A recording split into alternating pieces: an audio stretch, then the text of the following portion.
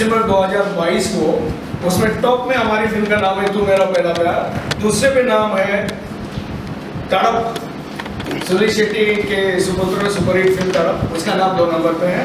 तीसरे पे बधाई दो, ये है।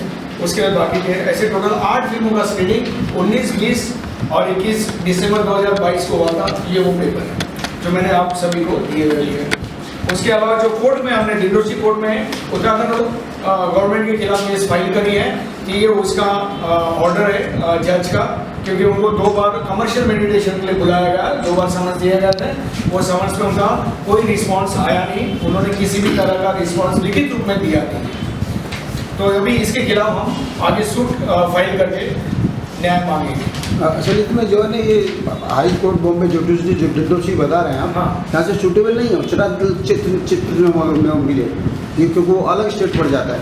नहीं, लेकिन मैं फिर से दोबारा क्लियर करूँ, ऑलरेडी मैंने कोर्ट में केस फाइल की है, कोर्ट ने ऑलरेडी उसको एक्सेप्ट किया है। अगर एक्सेप्ट नहीं होता तो जुरिसडिक्शन कोर्ट एक्सेप्ट, कोई भी फाइल जो सूट फाइल होता है ना, हाँ। तो कोर्ट को तो ये है कि सूट फाइल को देखे, डेफिनेटली उसने देखा है, उसने प्रॉपर उसके जुरिसडिक्शन को ये काउंट किया, जज किया है और उसके बाद जजमेंट दिया। वो आता ही आता है। सबसे पहले आने वाले प्रोजेक्ट के बारे में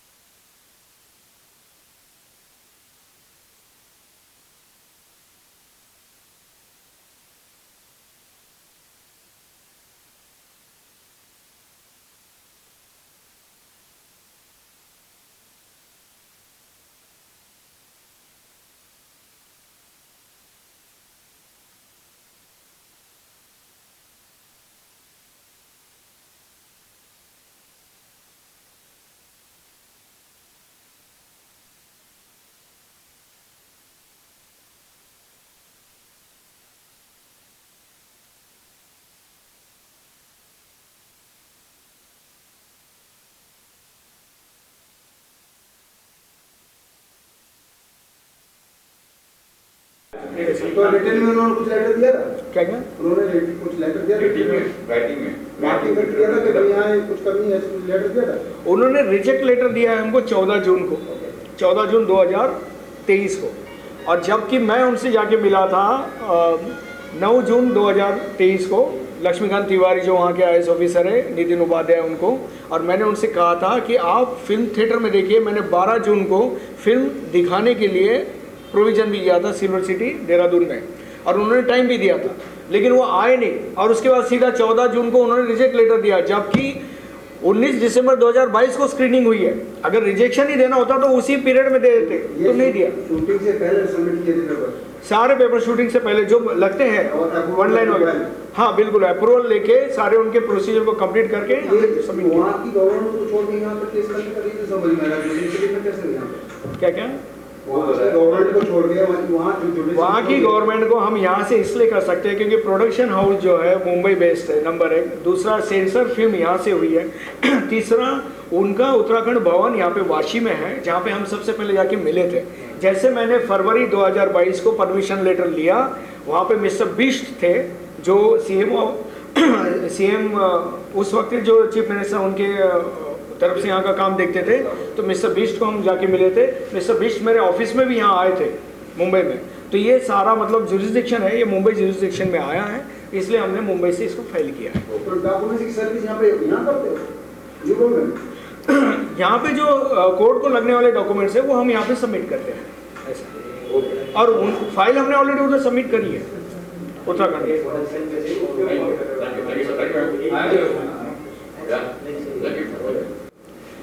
और आज तक करीब 10 फिल्में मैंने एज एन एक्टर और प्रोड्यूसर फिल्में की हैं, और 11वीं फिल्म मेरी तू मेरा पहला प्यार, जिसमें मैंने एज एन एक्टर डायरेक्टर काम किया। मैडम जी अंजलि मैडम वो इस फिल्म की प्रोड्यूसर थी।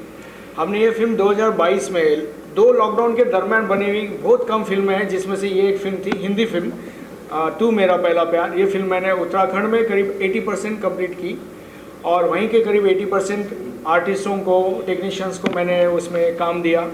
हालांकि उत्तराखंड में जब फिल्म इंडस्ट्री से मैक्सिमम लोग जाते हैं, मेकिंग करते हैं, तो वहाँ के जो कलाकार हैं उनको जूनियर आर्टिस्ट बोल के ट्रीट किया जाता है। ये इकलौती ऐसी फिल्म है जिसमें वहाँ पे सभी लोगों ने कैरेक्टर रोल्स किए और उनको काफ़ी अच्छा मौका, और उन्होंने काफ़ी उसको एंजॉय भी किया, और बहुत अच्छी फिल्म हमने इसमें बनाई, जो कि उत्तराखंड गवर्नमेंट की सब्सिडी का प्रोविज़न के जो मानक थे वो सारे मानक भी हमने उसमें पूरे किए।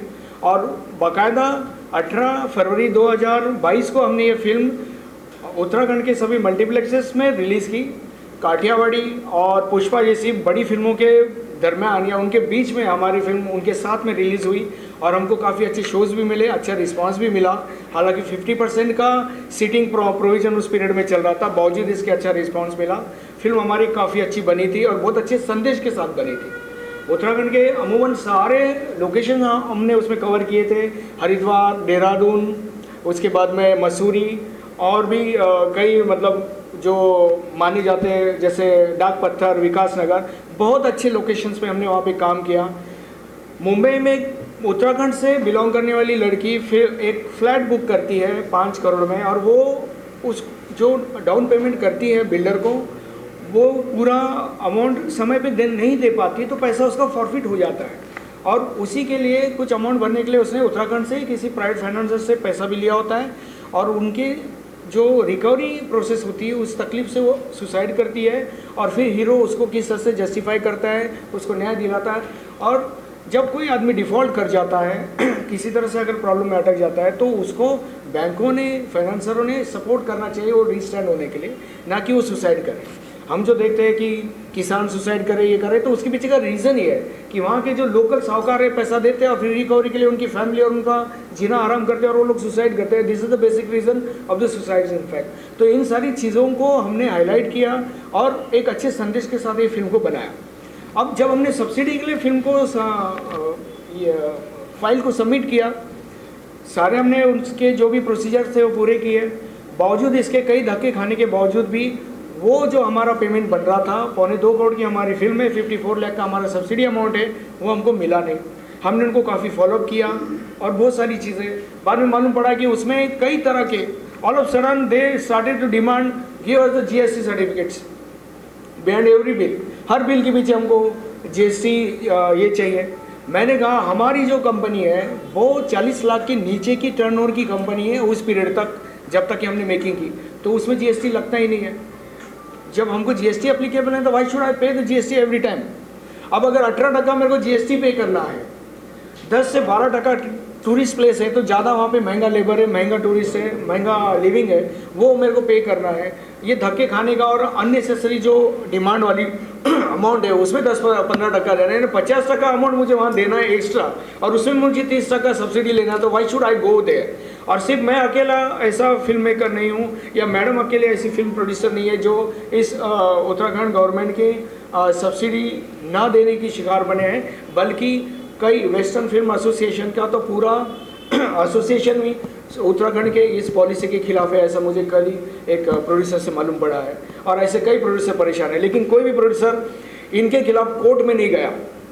लेकिन ये production house Jaju creatives production ये कोर्ट में गया है, बॉम्बे कोर्ट से उनको 2 बार समन्स भी गया है, और उनका कोई भी रिस्पांस भी नहीं आया है। कोर्ट ने ऑर्डर भी दिया है कि सूट्स को आगे फाइल करके इस केस को आगे बढ़ाया जाए। तो उत्तराखंड गवर्नमेंट के सब्सिडी प्रोविज़न फिल्म परिषद के खिलाफ हम कोर्ट में इस वक्त खड़े हैं, और जब तक जिन फिल्मों के मानक पूरे हुए हैं सब्सिडी पॉइंट ऑफ व्यू, उनके सब्सिडीज नहीं मिलते हैं, हम किसी भी दूसरी फिल्म प्रोड्यूसर्स की सब्सिडी और ये सारे प्रोविज़न जो उत्तराखंड गवर्नमेंट कर रहे हैं उसके ऊपर हम स्टे लेने की कोशिश करेंगे।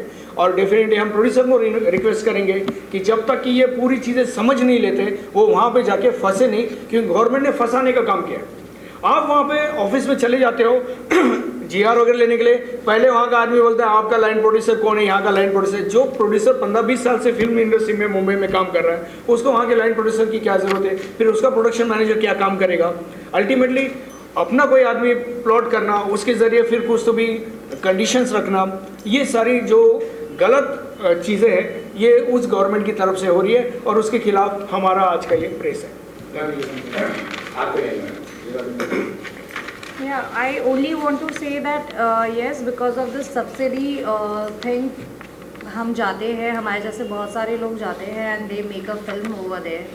But जैसे उनकी एक फिल्म कंप्लीट होने के बाद में क्या कहते हैं, अचानक से suddenly they demand for each and everything and then they deny of giving subsidy. So it's a great loss for any producer, and people like us, we suffer. So I would request each and every producer to come in and join us and speak about it. That's it. आपने कहा कि एक तो GST और क्या क्या बताएगा ये कंक्रीटली ना, इन शॉर्ट आप बता दीजिए क्या आप चाहते हैं। उन्होंने क्या क्या डिमांड किया था, तो जीएसटी डिमांड किया था, जीएसटी के लिए क्या उन्होंने हर बिल के पीछे 18% जीएसटी, जो भी जीएसटी एप्लीकेबल है वो पे का उन्होंने डिमांड किया जो कि पहले नहीं था। उनके जो हमारे पास हम जीआर उन्होंने दिया, जो परमिशंस में हमारे पास जीआर है, उस गवर्नमेंट रूल्स जो वहाँ के हैं फिल्म के सब्सिडी के बारे में, वहाँ पे कहीं पर भी ऐसा मेंशन नहीं है कि आपको जीएसटी एफिलिएटेड बिल देने ही होंगे। मेरे पहले भी जिन फिल्मों ने या मेरे दरम्यान भी जिन फिल्मों ने, या उसमें मैक्सिमम ऐसी फिल्में जो है पहले वाली, उसमें ऐसा कोई प्रोविज़न नहीं, मैंने फाइलें भी देखी। All of sudden they started demand in fact. तो मैं बोला ये सही नहीं है। अच्छा चलिए ठीक है, एप्लीकेबल है तो हम रेडी है, बट हमारे को वो एप्लीकेबल ही नहीं है ना, क्योंकि अब ट्रेडिंग बिजनेस है, Jaju creatives production in the films in fact and production, तो वो 40 लाख के नीचे का अगर उसका टर्नओवर है उस फाइनेंशियल ईयर में, तो नेचुरली उसको वो एप्लीकेबल नहीं है, तो ज़रूरत नहीं थी। तो वो एक मैटर था। अच्छा दूसरा, फिल्म वो मैंने बनाई है थिएटर के लिए। आप देखिए सारे बड़े मल्टीप्लेक्सेस पे फिल्म रिलीज़ हुई है, और वो फिल्म को देख रहे 2 बाय देख के प्रोजेक्टर में उनके ऑफिस के अंदर। अच्छा वो कमेटी बैठी जो फिल्म के बारे में नहीं जानती, उनको मालूम नहीं एक कैमरा यूज़ करने का क्या बेनिफिट है, या 4 कैमरे कहाँ यूज़ करने हैं। दे स्टार्टेड विद सॉन्ग, वो नितिन उपाध्याय बोल के कोई उनका ऑफिस है, अरे आपने तो एक ही कैमरा यूज़ करके काम किया, एक ही 4K कैमरा यूज़ हुआ है, लोगों ने 4 किए 8 किए। मैंने कहा अलग अलग सीक्वेंस पे अलग अलग कैमरास का इस्तेमाल होता है। मुझे फोकस काम करना है, मेरा काम करने का स्टाइल ये है कि मैं एक ही कैमरा पे मैं मैक्सिमम शॉट्स अलग अलग समय पे ले सकता हूँ, और मेरे को लेना है। 8 कैमरा लगा के भी अल्टीमेट रिजल्ट तो वही है, क्योंकि जो शॉट लेने वही लेने। 8 कैमरा यूज़ करो, 8 का स्टॉक यूज़ करो, तो एडिटेबल पे जाओ, 8 एडिटर्स या एट ए टाइम 4 एडिटर उस पर काम करेंगे, वो सब फोकस डिवाइड हो जाता है। या फिर कोई ऐसा शॉट जैसा स्टंट होता है कि भाई एक ही सेकंड में होने वाला है, तो ऐसी जगह पे कोई 1-2 कैमरा अगर मिस हो गए तो बाकी के तो उस समय मल्टी कैमरा का यूज़ होता है। तो ऐसा कोई शॉट तो मेरी फिल्म में है ही नहीं, तो why should I go for that. Finally, tell what is the demand of yours and what are the steps you are taking first, so that it will be clear from the press. Court चले गए आप इसके बाद? हाँ, court चले गए आपने? Court में हम मुंबई कोर्ट में हमने डिंडोशी कोर्ट में इनके खिलाफ केस फाइल की, उत्तराखंड के फिल्म परिषद के खिलाफ, और उनको ऑलरेडी 2 समन्स भी, क्योंकि जुरिसडिक्शन मुंबई है, बिकॉज हमने फिल्म को सेंसर मुंबई में किया है। At the same time Uttarakhand भवन जो है जहाँ हमारा पहला अप्रोच हुआ वो वाशी में है, तो उसकी वजह से ये जुरिसडिक्शन मुंबई का है। और अल्टीमेटली फिल्म के सारे मानक को जो फिल्म इंडस्ट्री और मुंबई इंडस्ट्री समझ सकती है, वो उत्तराखंड में अभी उतने क्या एक्सपर्ट्स नहीं है। तो कोई भी चीज़ अगर फिल्म को हमको थिएटर में दिखाना है, साउंड और हर चीज़ को प्रूव करना है, तो Mumbai is the best in fact. तो that's why we are in Mumbai jurisdiction actually. नहीं, ये हमारी इस प्रोडक्शन हाउस की अलग अलग फिल्में बनी हैं। इसमें से ये 2 फिल्मों पे मराठी फिल्मों की सब्सिडी आई है, शिवाजी और गम्मतेगा रात्रीची पे। मराठी जो सब्सिडी के जो भी महामंडल के लोग हैं वो प्रॉपर थिएटर में फिल्म देखते हैं, थिएटर में साउंड वगैरह चेक करते हैं। ये थिएटर में फिल्म देखे भी डिसाइड कर रहे हैं थिएट्रिकल फिल्म को, तो ये सही नहीं है। जबकि उनको इनवाइट भी किया गया था कि आप आओ थिएटर में फिल्म देखो। हमने उनको सिल्वर सिटी देहरादून में इनवाइट भी किया था फिल्म जब रिलीज हुई थी तब। तो हमारी डिमांड ये है कि जो प्रोड्यूसर्स की सब्सिडीज रुकी है वो सारी की सारी सब्सिडीज अब रिलीज़ किए जाए। चूँकि अब इन्होंने नया इन्हांस किया है, ज़्यादा सब्सिडीज दी जाएगी, ज़्यादा प्रोविज़न किया जाएगा। अभी उनका नया प्रेस रिलीज़ हुआ है हफ्ते भर पहले, लेकिन उसके पहले जिन प्रोड्यूसर के साथ गलत हुआ है पहले उनको वो सही करें ताकि आगे जाके दूसरे प्रोड्यूसरों के साथ गलत ना हो। 100 करोड़ से भी ज़्यादा का पैसा फिल्म लाइन से वो लोग कलेक्ट कर रहे हैं, उसकी प्रेस रिलीज़ भी है और बजट दे रहे 30% के नाम पे 3 या 5 करोड़ रुपए। उसमें भी 1-1, 1.5 साल के बाद वो रिलीज होता है, उसमें भी कई लोगों को रिजेक्ट किया जाता है जो कि उनके गवर्नमेंट जीआर में कहीं लिखा हुआ नहीं है। आप कायदे में बैठते हो पूरे? कायदे में पूरे बैठते हैं, हमने उनके पूरे प्रोसीजर को कंप्लीट किया हुआ है। Okay, thank you. No, that's it. Thank you.